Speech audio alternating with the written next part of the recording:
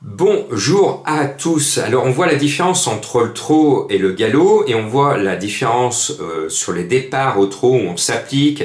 Dès que ça va pas, on fait un faux départ, on fait un deuxième faux départ, un troisième parce qu'on s'applique au trot. Mais alors en obstacle, on s'applique pas du tout. Encore une fois, mais alors à chaque quintet d'obstacle, on laisse un cheval au départ. Là, c'est le 1 parmi les favoris de la presse et du public. Regardez, si vous n'avez pas vu la course, regardez le départ. Le 1, il reste au départ. Il se retourne, il fait un mouvement, il n'est pas prêt. Et tous les autres sont partis, lui il n'est pas prêt, il dandine encore, et mon confrère de la télévision dit « Mais est-ce que le départ va être repris ?» Eh ben non, le départ est validé. Eh ben non, le départ est validé. Eh ben un favori est resté au départ. Est-ce que ce sont des courses régulières? Je dis non. Je referme cette parenthèse. Il va falloir vraiment qu'on m'écoute et quelque part qu'il faut mettre des boîtes de départ en obstacle aussi, parce que ça soit à Auteuil, à Cagnes et même à Pau, mais c'est une catastrophe. À la limite, c'est pas la peine qu'il y ait un starter pour donner des départs comme ça. On laisse partir les jockeys quand ils veulent, parce que ça sera le même résultat. Point de suspension. Bon, allez, je suis souriant, voilà, on va reprendre la direction de Vincennes avec nos trotteurs qu'on aime bien. Pour moi, il y en a un qui est toujours dans les 3, donc je vois pas pourquoi il changerait ses bonnes habitudes, c'est le 3 Gold Airpay. Et puis, on va lui tirer notre chapeau. Gibus, qui est le choix en plus de Madame Colombo, le numéro 5, un cheval que j'aime bien avec le bourgeois. J'aime bien les chevaux qui ont des noms sympathiques, et surtout le chapeau, faut le tendre. Moi qui fais des maraudes pour les sans-abri, eh bien, à votre bon corps, monsieur dame, à votre bon corps, monsieur dame, n'oubliez pas d'aider les sans-abri qui sont autour de vous dans le monde entier. C'est ce que je fais pratiquement tous les jours. Le 5 Gibus me plaît bien, et on va peut-être soulever notre chapeau en saluant peut-être son succès tout à l'heure. C'est tout le mal que je souhaite à son équipe, que j'aime bien. Le 7 Guide Montforgan. Alors je suis honnête avec vous, c'est un cheval que j'ai toujours estimé meilleur au monté qu'à la clé. La dernière fois, je n'y croyais pas sur ce principe-là, parce que la clé, il m'avait pas impressionné, mais la dernière fois, il m'a impressionné. Il a gagné en roue libre un quintet, je me suis dit, oh là là, mais Guide Montforgan, maintenant, il est devenu aussi bon à la clé qu'au monté, voire meilleur. Donc, vu le style, il a fait une promenade de santé dans un quintet quand même qui était pas mal. Mais franchement, il a gagné avec des réserves. Hein. On sentait que le driver en avait encore plein les mains. Donc, je suis obligé de le remettre. Et cette fois, je suis plus chaud avec ce 7 Guy de Montforgan, un ancien cheval de Madame Colombo lorsqu'il était à Côte dans les premiers quintets qu'il a disputés. Je me souviens qu'elle l'avait donné un jour où il était à l'arrivée à Côte. C'est vieux, ça remonte. Et puis, Fanatic Flash, le 11, est le seul vieux, puisque je mets que des 8 ans dans ma sélection, dans mon pronostic. C'est un cheval que j'aime bien. Il avance, et quand il avance, il avance en 1:11. Son chronomètre est coincé sur 1:11 en ce moment. C'est un cheval qui va très vite, qui est en pleine forme, avec David Thomas que j'aime bien. Et bien comme c'est un cheval qui a pris beaucoup de vitesse et qui réalise une entame de meeting extraordinaire, 2-4, 2-3, il est toujours là, avec David Thomas, il va être là et il a l'avantage d'être à une cote spéculative. Puis j'ai failli ne pas le mettre parce que le cheval m'a beaucoup déçu. C'est le 13 Giant Chief.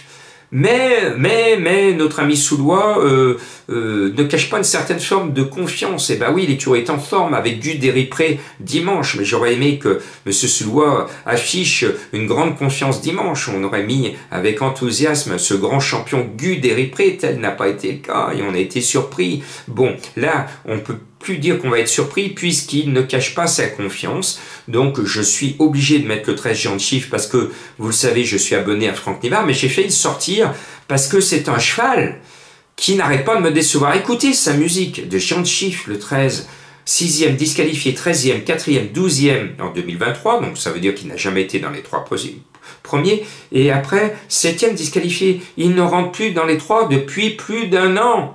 Plus d'un an, ça fait froid dans le dos. Maintenant, il est annoncé à 9 contre 1. c'est loin d'être un coup sûr, mais je ne voudrais pas. Les rares fois où j'ai enlevé, vous vous en souvenez, au début de l'hiver, dans une étape du Grand National, j'avais enlevé Franck Nivard sur Émeraude de Bec, qui était mon coup de cœur et ma dernière minute dimanche dans l'épreuve qualificative du Prix d'Amérique, et ben il gagne. Donc je me couvre, j'aime bien Franck Nivard, un driver qui défend honnêtement l'argent des turfistes, et c'est bien pour lui. Il faut saluer ce grand homme qui est sérieux avec les turfistes, donc je suis obligé de le mettre, même si ce 13 géant de chiffre me semble fragile par rapport à sa façon d'être avec les turfistes qui ne payent plus depuis plus d'1 an. Je vous aurais prévenu. Et puis le 2 Girl de Bassière, c'est une mère courage. Elle est toujours barrée, mais elle est toujours là. Elle est toujours dans les 5-6. Donc encore une fois, elle est barrée, mais elle est en forme. Et son courage doit encore lui permettre de disputer la 4e, 5e ou 6e place après photo du Quintet. Et puis c'est trop facile de vous vendre les favoris de la presse. Donc je me suis dit, Jean-Marc, il va falloir que j'aille chercher le gros tocard qui manque toujours à tout le monde. Je l'ai trouvé.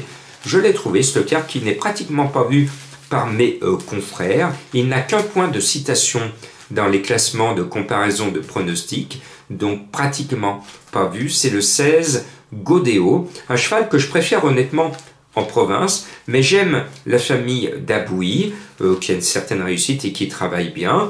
Ils ont fait du gros boulot sur Godéo, et comme dirait mon papa, tout travail mérite salaire.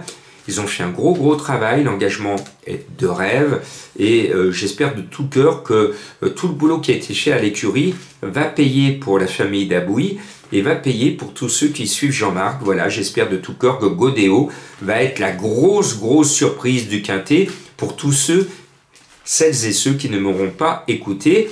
C'est une prise de risque maximale, parce que mon travail dans les pronos du cœur, c'est de chercher les tocards pratiquement dans toutes les courses. Mais vous qui me suivez, quand je vais chercher un tocard comme Godéo, dont le papier est faible, eh bien, dans le mot de tocard, il y a une définition simple. Le tocard, c'est, j'ouvre les guillemets, un cheval qui n'a pas de chance sur le papier. C'est un tocard. Donc, quand on déniche un tocard sur le papier, ça veut dire qu'on a peut-être d'autres raisons que son papier pour être confiant. Donc moi, j'ai d'autres raisons que sur le papier d'être confiant. Voilà, donc j'espère que cette prise de risque totale, c'est ce qu'on appelle un coup de poker. Des fois, quand on est joueur, et notamment ceux qui sont au poker, allez, coup de poker, on tente, parce que si vous voulez gagner gros, il faut jouer du tocard. Parce qu'il y en a qui se plaignent, ah ouais, mais je touche toujours des cacahuètes. Bah oui, mais si vous jouez les favoris, vous ne touchez que des cacahuètes. Maintenant, ceux qui jouent des tocards, eh ben eux, bon, c'est risqué, mais quand ils touchent du blé, de l'oseille et tous les synonymes qui vont avec.